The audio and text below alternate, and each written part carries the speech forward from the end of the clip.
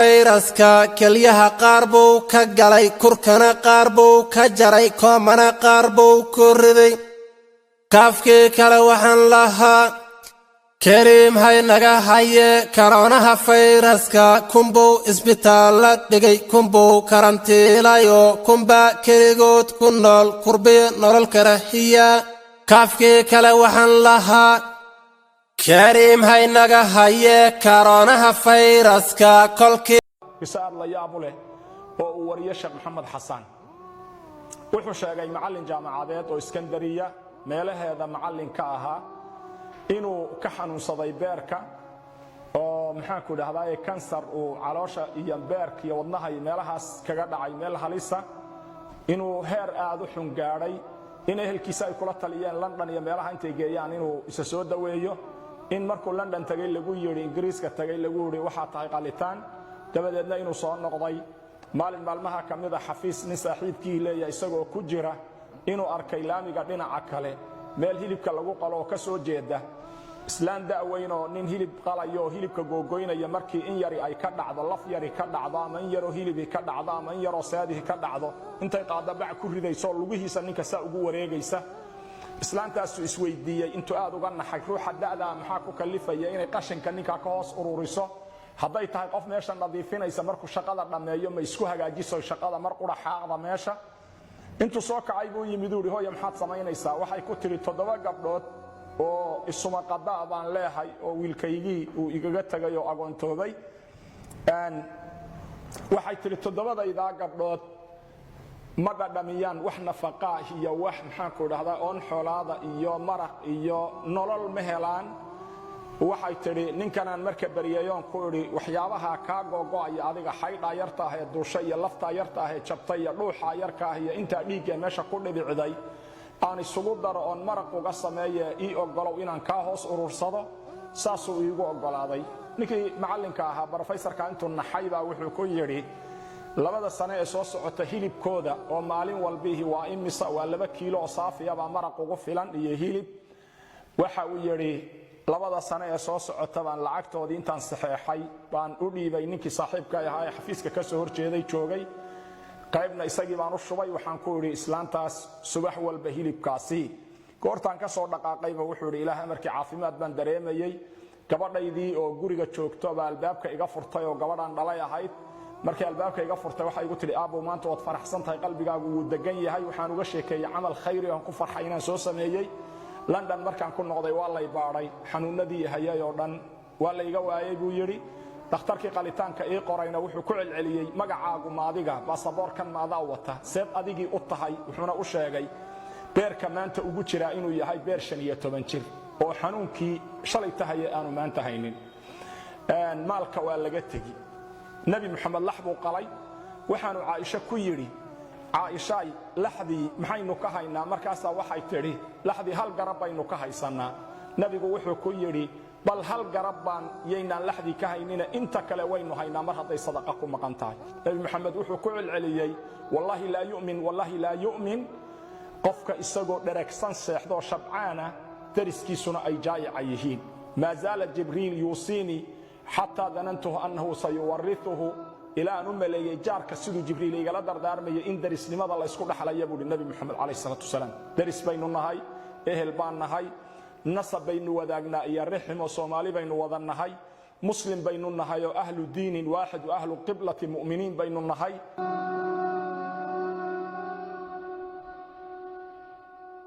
marka hore assalaamu calaykum waraxmatullaahi wabarakaatuhu salaan kadib qofka aan la hadlayaa waa adiga ku dhaada adiga hadda qoraalkan akhrinaya ku dhaada ayay kugu socotaa qormadaydan waana ku muhiim inaad si taxadar leh oo deganaani ku jirto u akhrisid ogowtani ma aha maaweelo balse waa xaqiiqo ka hadlaysa safar lama huraan u ah noloshaada sida uu lama huraanka adiga kuugu yahay ayuu aniga qudhayda iigu yahay mahuraan balse iima cadda inaan noqon doono isku duulimaad inkastoo safarka aad ku qasban tahay haddana waxaad ku baxaysaa casuumaad lagu soo diray oo mudaysan casuumaadu waxa ay leedahay waqti go'an oo aan waxba ka bedeli karin kana cudur daaran karin waa qasab in aad dhoofto marka la gaaro ballanta ku qoran warqadda casuumaadda in aad diyaar garowday iyo inaadan diyaar ahayn macnama sameynayso diyaaraddu waa ay ku qaadaysaa xaalad kasta adigoo ku sugan daqiiqad walba saacaddu waxay ku sii siqaysaa waqtigii aad safri lahayd haddana adigu marnaba ma ogid goorta aad bixi doontid dhowaa iyo dheera kuma kala cadda goorta aad dhaqaaqayso hase yeeshee mar walba safarku waa kadis wuuna murugo iyo xanuun badan yahay dhabtiina waa lagugu dul ooyi doonaa haddii aad nasiibkaas yeelato inta badan adigoo aan macsalaameyn dadka kuwii aad ugu jecleed adigoo aan isku duwan howlihii kaa dayacnaa adigoo aanan ebyo tirin hawshii aad bilowday adigoo aan la ballamin asxaabtaada iyo inta howle kaala dhexayso adigoo aad u kala daadsan oo aan safar diyaar u ahayn ayaad arkaysaa adiga oo taagan iridda diyaaradii aad raaci lahayd iridkaasi gelid mooye ka noqod ma leh albaab dhinaca dambe ku yaala oo laga sii baxo ma leh cid diyaaradda ka soo degayso oo aad fariin u sii dhiibto ma leh waxaa muhiim ah inaad ogaato arrimahaasi casuumaadda aad ku safri doontid waxaa kuu soo diray allaah ciwaanka ajal ku bixid mooye ka baaqasho ma leh galka casuumaadda ay ku jirto waa sakaraad fariinsidaha casuumaaddaasi ku soo gaarsiin doona waa malakulmood tikidka aad ku safri doontid waa geeri diyaaradda aad raaci doontid waa handool dalka aad ka dhoofayso waxaa la yidhaahdaa adduun dalweynaha aad u kicitimayso waa aakhiro halka aad gashiinka taransidka ku noqon doontidna waa barsaq garoonka ay diyaaraddaadu cagadhigan doonto waa qabri garoonka ay cagadhiganayso diyaaradda ku sidaa waxaa jooga saraakiil laanta socdaalka ee qabriga qaabilsan kuwaas oo hubinaya in baasaboorka dalkugalka iyo fiisaha aad ku safrayso inay saxan yihiin iyo in kale garoonka ay diyaaraddaadu ku degayso waa mid adiga ku gaar ah balse saraakiisha joogta ee labada ah ayaa qaabilaya qof walba ee soo raaca duulimaadka isaga gooshaya dalalka adduunka iyo aakhiro waa in aad maanka ku haysaa qodobadan saraakiisha laanta socdaalka joogta waa malaa'ig tiradoodu waa 2 oo kaliya magacyada waxaa la kala yiraahdaa munkar iyo nakiir waxaana ay ku weydiin doonaan 3 su'aalood oo muhiim ah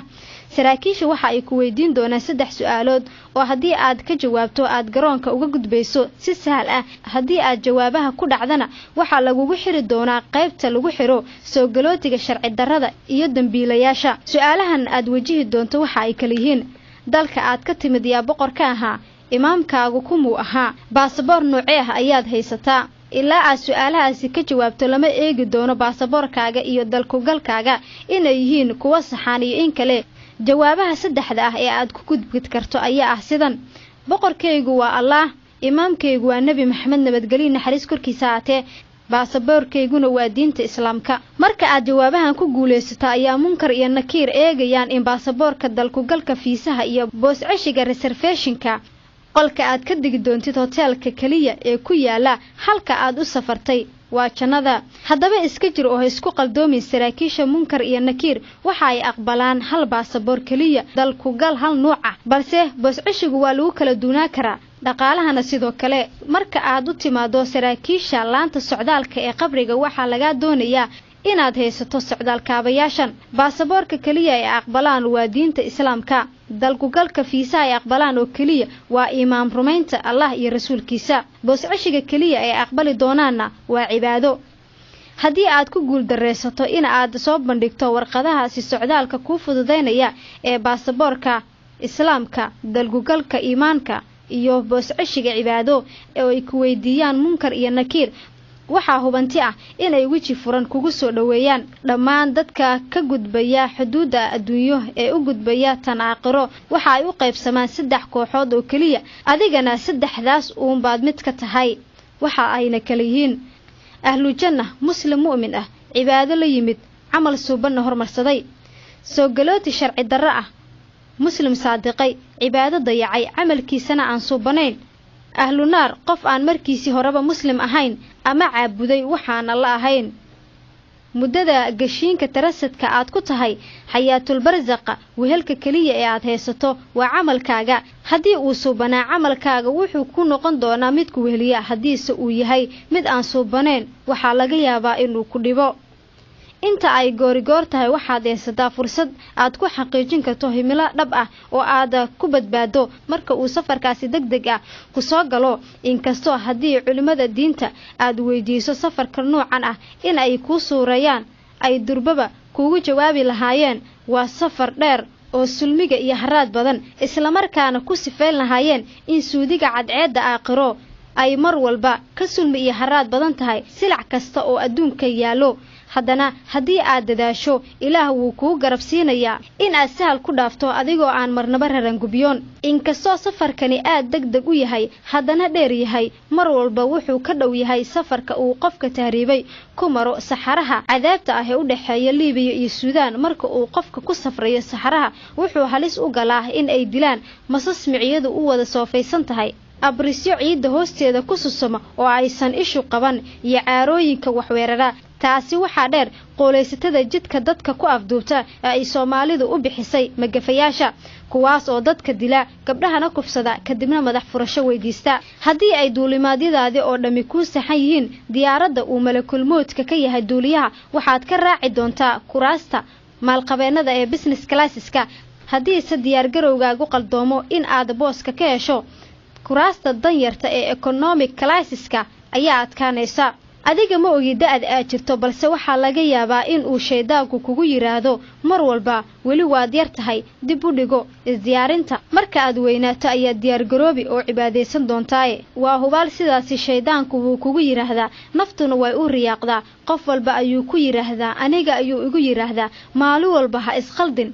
da'daadi iyo qorshahaaguba saameyn kuma laha safarkaasi goorta uu noqonayo da' kastaba jir wuxuu kugu noqon doonaa mid degdeg ah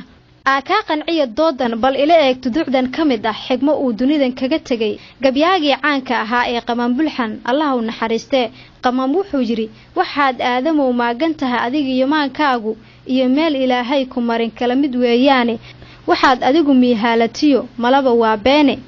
waxaad mooday mood baa sokada ka soo mariye Qamaan wuxuu cabiraya sida dadku ay wax u qorsheystaan iyo qorshayaashooda dhami aysan moodka marnaba ugu soo darsan iyo sida markii ay tii Rabbi subxaanahu wa ta'ala u timaado uu qofka isaga dhinto isaga ama iyada oo qorshayaasheedu ka kala daasan yihiin tix kale ayuu Qamaan ku yiri haddii aad inaad taajir tahay tuhunta uurkaaga tadowga xoolaha nin baa tulud ku sii dheer wala in ragow tala adduuntaada uun maaha abwaan salaan carabeey oo isagana kamid ah abwaanada suugaantooda raadka muhiimka ah ku reebay taariikhda Soomaaliya ayaa waxa uu yiri cadad ma lahan rijaaladan intay calal ku duubeen oo ay meel cabaar loo qodqoday kaga caraabeen oo camalka mooyee qabriga cidna ugu yeedheen mar haddii ay xaaladdu sidaas tahay maxaa kula gudboon inaad samayso inta aad fursad haysato si aad ugu diyaar garowdo safarkaasi lama huraanka ah waxaa kula gudboon inaad haysato dhowrkan shay ee ah sahaydii aad wadada ku mari lahayd dhaqaalihii aad meel ku tagi lahayd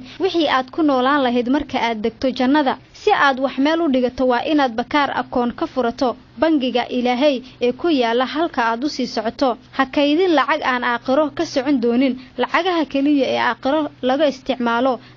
ama ka soconaya waa taqwada haddii aad og tahay in durba xisaabta lagugu leeyahay ay ka badan tahay midda aad baraagta ku kaydisay weli fursad ayaad u haysataa inaad ku bixiso xisaabaadka kugu qoran qaan sheegatada invoice ama factor ee laga rabo waxa la ogol yahay oo kaliya inaad iska yaryareyso oo aad maalinba waajibka laga rabo si raaciso sanduuq yar 200 oo istikfaar ah ama tasbiix isugu jira inta aanan gunaanadin qormadeeda yar ee aan adiga ku hibeeyay waxaan doonayaa inaan kula wadaago xigmad kooban oo ku jirta suugaan aan ka soo xiganayo Maxamed Cabdi Aamaguul taasoo ina tusaysa jidka ay tahay in aan marno haddii aanan doonin inaan aakhiro ku noqono soo galooti la geeyo xabsi ama xero qaxooti tixdu waxa ay leedahay sida tan jamacu quraan iyo markaan jalaca soo eegay saddex buu ku soo jaray jaliil jiinka hadalkiisa jidka hore islaam uun ku joog hana ka jeesjeesan jareeradii adduun aakhirana reer jannaad noqo jid labaadku waa jiimka diid